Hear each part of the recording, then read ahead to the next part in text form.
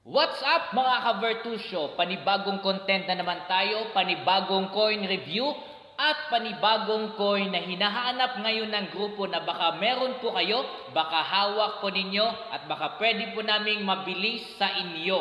Kung ano man ang coin na ito, panoorin sa video na ito hanggang dulo. At i-message nyo po ako, wag sa comment section kundi sa FB page na matatagpuan dyan sa banner ko dahil doon ako sasagot dito sa Vertusio.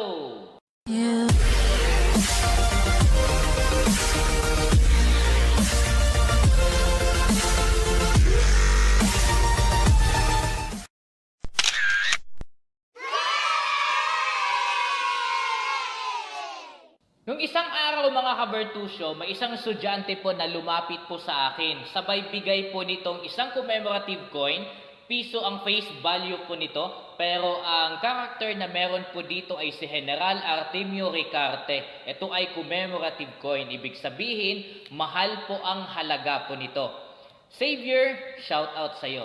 Si Xavier po ang nagbigay ng coin na ito, na commemorative coin na si General Artemio Ricarte.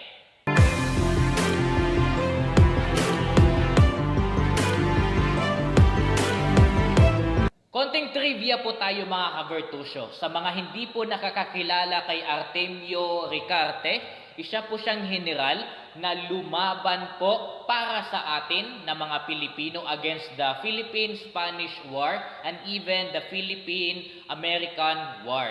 Isa po siyang general na lumaban po under the Magdiwang Council, kung hindi po ako nagkakamali. Ang posisyon niya po doon ay isa siyang Lieutenant General na lumaban po para sa Magdiwang Council.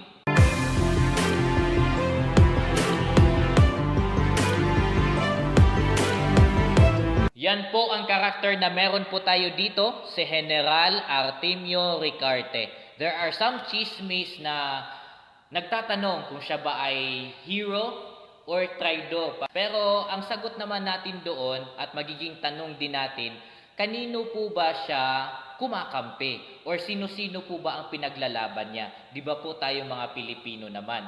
So, kahit ano pa man ang nagiging issue sa mga panahon na yon during the war, ang pinaka-definite sagot dito ay lumaban po siya para sa kalayaan ng mga Pilipino against the Spaniards and against the Americans during that war.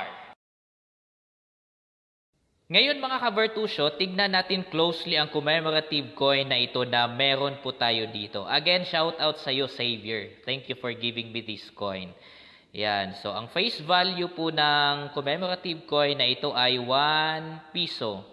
Makikita po natin ang shape na yon na parang tuka ng ng eagle po yan. Pero syempre wala namang mata kaya hindi ko ma-confirm kung sa eagle ba yan.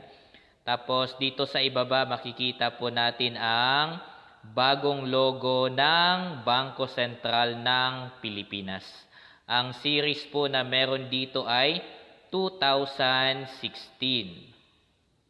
Sa likod po, titignan po natin sa upper, makikita natin ang mga katagang Republika ng Pilipinas. Tapos sa lower part ay 150 years. So ito ay celebrating the 150 years death anniversary of our character. Kung sino man yan, walang iba kundi si General Artemio Ricarte. Si General Artemio Ricarte. So kahit may mga chismis pa man na sinasabi nilang naging traidor itong general na ito sa mga Pilipino, the fact na nandito po siya sa commemorative coin, we consider him to be our minor national hero.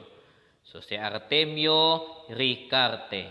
Dahil nga po sa dahilan or sa rason na siya ay lumaban para sa ating mga Pilipino during the Spanish-Filipino War, and the other one also is Filipino-American War. According to chismis, galing po sa mga friends natin sa BSP, kasi tayo po ay konektado doon, according to them, dahil hindi naman masyadong sikat po ang ang hero na ito. So, konti lang din ang ginawa na commemorative coin in honor sa ating minor na bayani na ito. Ang sabi po nila, ang ginawa daw po na commemorative coin in honor for this man is 150 pieces only. 150 pieces only ang ginawa. Kaya po ito ay very in demand, very rare to find. Kasi most of these ay kinikip na po ng mga ng mga kolektor. Konti lang po ang nasa market nito ngayon. Kadalasan inaano na po ito kasi this is a coin or commemorative coin na very hard to find dahil nga po nung inisyo ito ay 150 pieces lang po ang ginawa ng Bangko Sentral ng Pilipinas. So ito ay ginawa last 2016. Hindi ko alam kung kailan ulit gagawa ng ganto dahil hindi naman every year pa ito ginagawa. Ang mga commemorative coin po ay hindi year by year ginagawa. List po dito ay every 3 years. Yung iba po every 10 years na gumagawa ng commemorative coin. Kaya for this coin, for this particular coin, ito ay 150 pieces lang po according sa chismis na meron po tayo sa BSP na ginawa in honor for General Artemio Ricarte.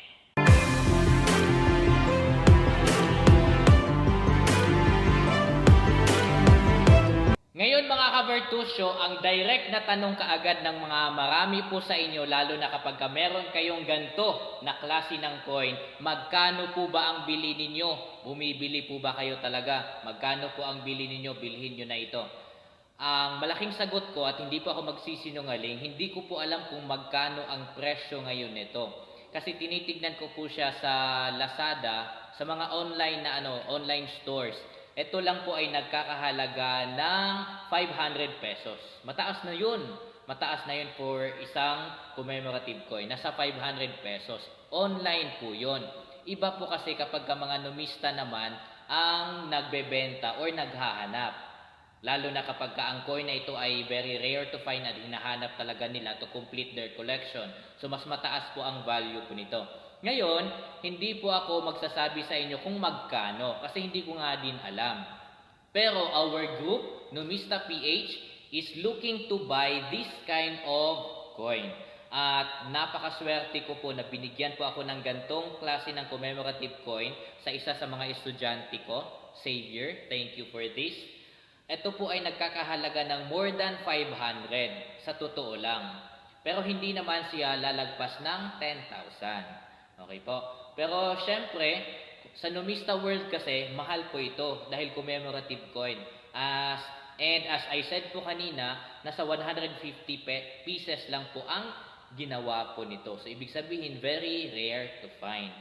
Kung hindi ako nagkakamali, pagdating sa subasta, baka nasa ito, 3.5 ang pinakamababang presyo. 3.5 po ito. Pero hindi naman siya lalagpas ng 10,000. Depende rin sa need talaga ng numista. No? So, yan po ay mga idea ko lang. Kasi ito nga po ay commemorative coin at very rare to find. So, hindi po ito bababa sa 3,500. Ngayon, kayo na lang po ang bahalang magpresyo kung gusto nyo po at kung meron man kayo nito at gusto nyo ibenta sa grupo po namin. Okay po? We are looking to buy commemorative coin like this. Nag-iisa lang po ito. Kung hindi po ako binigyan ng bata nito, wala po akong ganito. Kaya nung pinasa ko po ito kaagad sa grupo ko, sabi nila, bumili tayo ng ganyan kasi wala tayong ganyan. Wala pa kaming ganito sa collection po namin. Itong General Artemio Ricarte. Wala pa kaming ganito. Ako pa lang, sa buong grupo namin, ako pa lang ang merong ganito. At hindi ko to pinaghirapan na binili. Ito ay binigay sa akin ng bata. Sabi lang niya, sir, gumawa po kayo ng content. Tapos, i-shout out nyo lang ako. Yun ang sabi niya. Kaya, our group is looking to buy a commemorative coin like this na ang character po ay si General Artemio Ricarte. Kung meron po kayo dyan, usap tayo. So, ito po ang hinahanap ng grupo po ngayon. Itong klase ng commemorative coin. At kung hindi pa kayo nakasubscribe po sa akin, please mag-subscribe na po kayo. Kasi time by time, nagpo-post ako ng mga content ko ano po ang hinahanap ng grupo po namin. At bumibili po kami. Bumibili po kami.